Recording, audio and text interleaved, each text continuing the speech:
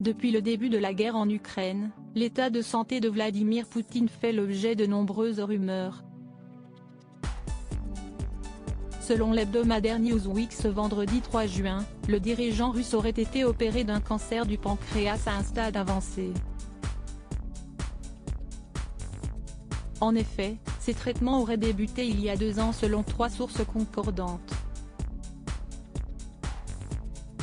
L'une d'entre elles se montre d'ailleurs claire: tout le monde sent que la fin est proche, assure-t-elle.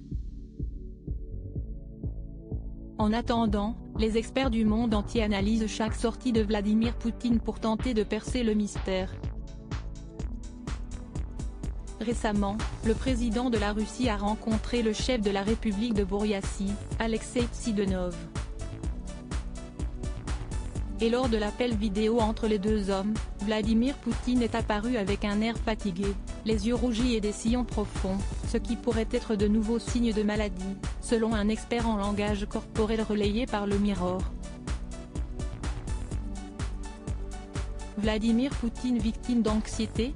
Nous pouvons voir un menton abaissé, ce qui indique une baisse d'énergie. Le contour de ses yeux semble rougi et il y a un manque d'énergie dans l'expression de ses yeux, a déclaré l'experte Judith James au quotidien britannique. Cette dernière assure également que le dirigeant russe a pu sembler confus lors de ses échanges avec Alexei Tsidanov. Au début, les notes sont apparemment à l'envers. Il corrige cela mais commence à toucher d'autres feuilles de papier, puis les range de façon méthodique, ce qui pourrait suggérer un certain niveau d'anxiété intérieure.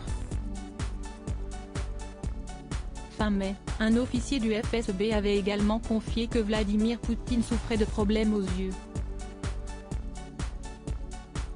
Pour lui, le chef d'État commencerait même à perdre la vue.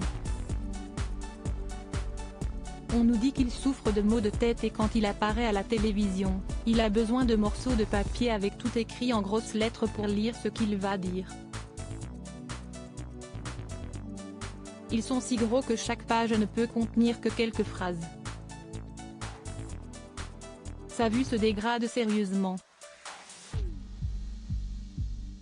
Et ses membres tremblent maintenant de manière incontrôlable, a-t-il indiqué, assurant qu'il ne resterait que 2 ou 3 ans à vivre au président russe.